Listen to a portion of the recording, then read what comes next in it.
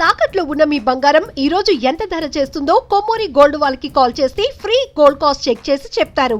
So నడుస్తుంది అట్లా నడుస్తుంది. బాధ అయినా కానీ నడిపిస్తున్నారు, తప్పదు కదా. తప్పదు. ఎందుకంటే కళ్ళ ముందు 2 పిల్లలు ఉన్నారు, ఒక కుటుంబం ఉంది మిమ్మల్ని నమ్ముకొని.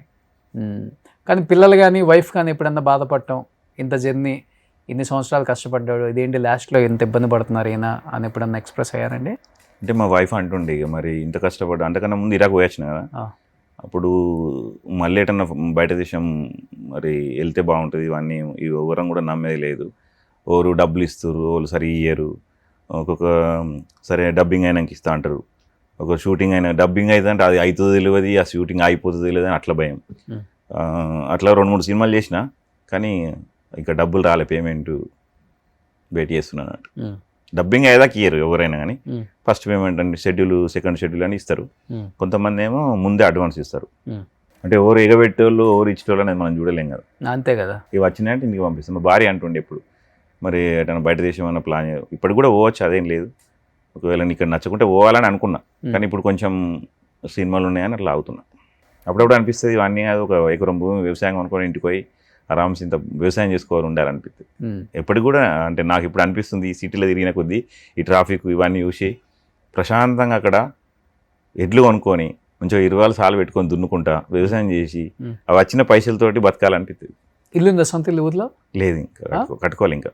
అవునా? ఊర్లో కూడా? ఊర్లో చిన్న తక్కువ రేట్లో ఉంటాయి కదా, మీరు ఛానల్ చేసేటప్పుడు అంత కొనుక్కోలేకపోయారా?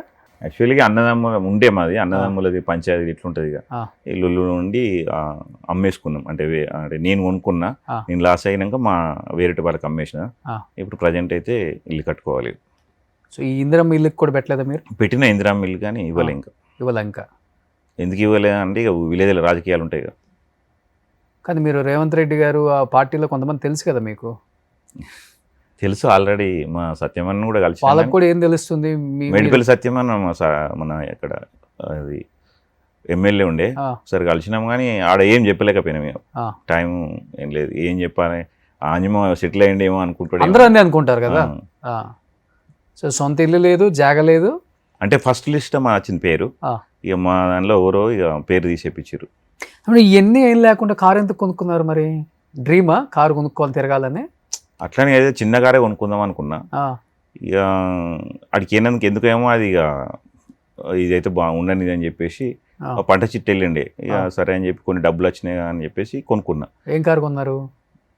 ఇన్నోవా క్రిస్టా కొన్నా. ఇన్నోవా క్రిస్టా కొన్నారు, కొత్తది కొని. ఇక దాని ఈఎంఐ అదే ఎట్లా సినిమాలు వస్తాయి కానీ అవకాశం ఉంది, ఇట్లా సినిమాలు వస్తాయి అది అని అనుకొని కొనుక్కుంటా ఉన్నా. సడన్లీగా ఎక్కడ కాకుండా అయింది. అదే అంటే డ్రైవింగ్ కూడా చేయొచ్చు కొన్నారు? అన్నీ డ్రైవింగ్ కూడా చేసిన నేను తిరుపతి పోయినా, వేరే వాళ్ళని తీసుకెళ్ళి కిలోమీటర్ వైజ్గా పెళ్లిళ్ళకు పెట్టిన, అన్నీ చేసిన. దాని ఈఎంఐ వెళ్ళదీసిన ఇట్లా, కానీ ఇక నత్తుడు కాలే మళ్ళీ పెద్ద కార్ అయ్యేసరికి. అదే చిన్న కార్ అయితే పాపం వర్కౌట్ అయ్యేది. అసలు ఈఎంఐ ఆప్షనే ఉండద్దు అనుకున్నా లైఫ్లో. బాగా డేంజర్ ఈఎంఐ. ఒకడు ఫోన్ చేస్తాడు, ఒకడు ఇది అంటాడు, ఒకడు తిడతాడు, మనం ఏం చేయలేం. అసలు మీ దగ్గర ఏం లేకపోయినా వాడు ఇచ్చాడు కదా కారు ఫస్ట్. అది అంజమాం కాబట్టి. అంజమాంకి ఏమలే ఇన్ని సంవత్సరాలు సంపాదించుంటారు, కానీ బయట అందరికి కూడా చూసే వాళ్ళకి అదే ఉంటుంది కదా. అంతే ఉంటుంది. ఆయనకేం సంపాదించుంటారు, యూట్యూబ్ మీద రెవెన్యూస్ బాగానే వచ్చాయి కదా, అప్పుడు బాగానే వచ్చినాయి. అప్పుడు యూట్యూబ్ మీద ఎంత వచ్చేది మై విలేజ్ షోకి ఒక నెలకి? అప్పుడు నేను ఎప్పుడు కూడా మీకు తెలిసి అంటే బయటకు వచ్చిన తర్వాత తెలుసుకునే ప్రయత్నం 5-6 లక్షలు వచ్చినాయి అనుకుంటున్నా నెలకి. 5-6 లక్షలు వచ్చేది అనుకుంటున్నా అప్పుడులో. మీ ఊర్లో జాగ ఎంత ఉంటుంది? ఒక గుంటక? అదే ఇల్లు కట్టుకోవడానికి. ఇప్పుడా? నార్మల్గా అప్పుడు 1,20,000 అట్లా ఒక ఇల్లు వచ్చే జాగ వచ్చేస్తుంది. ఒక జాగ వస్తుంది, ఇల్లు రాదు. అదే జాగ వస్తుంది. అయినా మీరు కొనలా? అదే మీకు ఇచ్చే తక్కువ కదా, 3 ఎంత అన్నారు కదా, 20,000 ఎంతో? 30,000, 25,000. సో ఆ డబ్బులతో జమ చేసి కారు కొన్నారు. అంటే వీటితోటి ఏం కొనలేదు, పంట చిట్టి మధ్యలో ఒక సినిమా వేసిన, అవి ఇవి కలిపి కొన్నా అన్నట్టు. అయితే ఏమైందంటే ఇక ఒకసారి యాక్సిడెంట్ అయిన నుండి ఇక చాలా ఇక నాకు మంచి అనిపించలే. అప్పటికెళ్ళి ఇక తీసేసిన మళ్ళీ వెహికల్. 2 నెలలు ఈఎంఐ కట్టలేదు, ఇక వాళ్ళ ఫ్రెండ్స్ వాళ్ళు హెల్ప్ చేసారు, కానీ ఎన్నిసార్లు అడుగుతాం వాళ్ళను, అవును. ఒకసారి 2 సార్లు అడుగుతామని చెప్పేసి తీసేసినాయి. ఇన్ కేస్ ఇవన్నీ చూసి ఆర్థికంగా ఇబ్బంది పడుతున్నా నేను చూసుకుంటాను మామ, మళ్ళీ యాజ్ ఇట్ ఈస్గా మై విలేజ్ షోలో నువ్వు వచ్చి చెయ్యి, నీకెందుకు నేను ఉన్నాను అంటే చేస్తారా?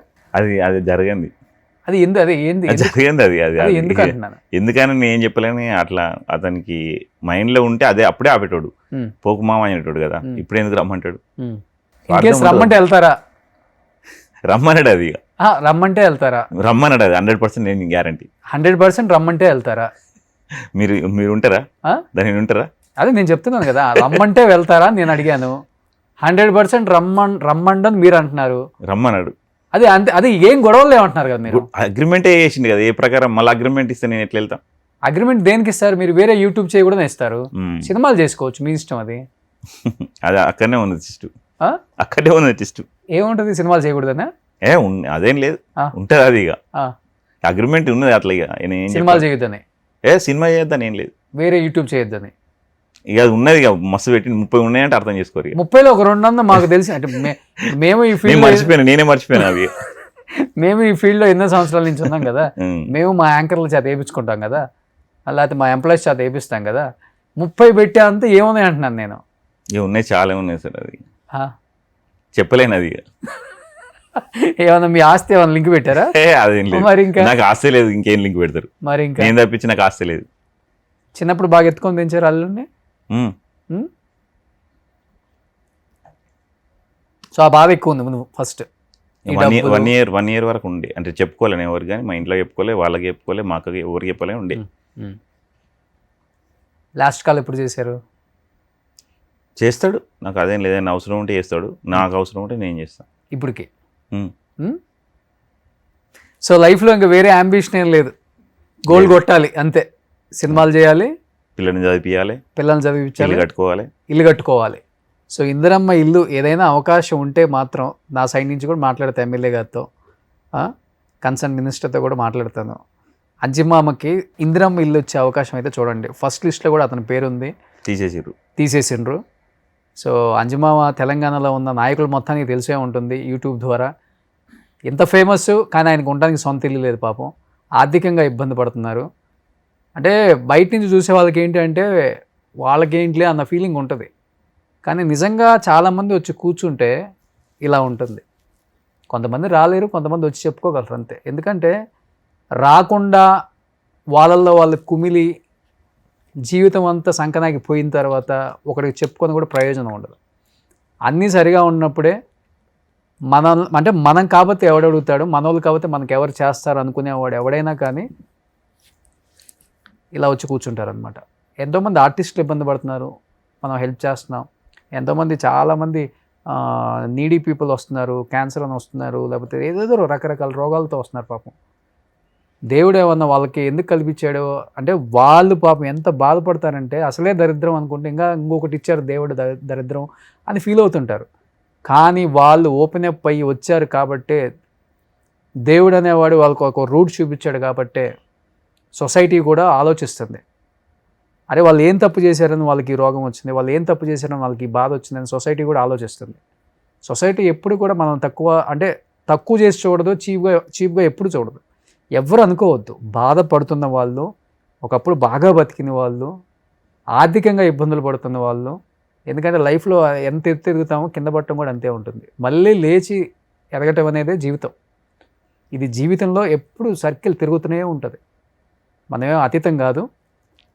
ఆయన నిజంగా 14 సంవత్సరాలు ఆడియన్స్ని నవ్వించి మెప్పించి ప్రూవ్ చేసుకున్నాడు అనమాట. అంజిమామ అనే వ్యక్తి ప్రపంచానికి ఉన్న తెలుగువాడు ప్రతి వాడికి తెలుసు. అలాంటి అంజిమామ నిజంగా బాధల్లో ఉన్నాడని తెలిసే నేను ఈ ఇంటర్వ్యూ పిలిచాను ఆయన. నేను యాక్చువల్గా అయితే చేయను, చాలా తక్కువ మందిగా చేస్తాను కాబట్టి నాకు యూట్యూబ్లో నాలెడ్జే లేదు ఎవరెవరు ఏం చేస్తారో. నాకు ఆ షోలో కూడా ఒక గంగవ్వ వచ్చిన తర్వాత గంగవ్వ తప్పితే మిగతా వాళ్ళు కూడా నాకు తెలియదు, అసలు నాకు ఫేసులు కూడా తెలియదు. శ్రీకాంత్ అనేవాడు మీ మేనేజర్ నాకు ఇప్పుడు మీరు చెప్పిన దాకా కూడా తెలియదు. సో అంజమామ మీకు మంచి జరుగుతుంది, థ్యాంక్ యూ. సో రాసి పెట్టుకోండి. ఈరోజు డేట్ ఎంత 18. మీరు వితిన్ 1 monthలో మంచి న్యూస్ వింటారు. నా వంతు ప్రయత్నం నేను చేస్తాను. మీ మినిస్టర్ గారు ఎమ్మెల్యే గారితో ఒకసారి నేను మాట్లాడతాను. ఇందిరమ్మ ఇల్లు వచ్చే అవకాశం మీకు ఉంది కాబట్టి, లిస్ట్లో ఉన్న పేరుని తీసేశారు కాబట్టి మరీ నేను వాళ్ళు రిక్వెస్ట్ చేస్తాను, ముందు ఉండడానికి ఒక గూడు ఉంటే మీరు ఎటు తిరిగి వచ్చినా కానీ ప్రాబ్లం ఉండదు, కాబట్టి అదొకటి మాత్రం మీకు చేయమని రిక్వెస్ట్ చేస్తాను.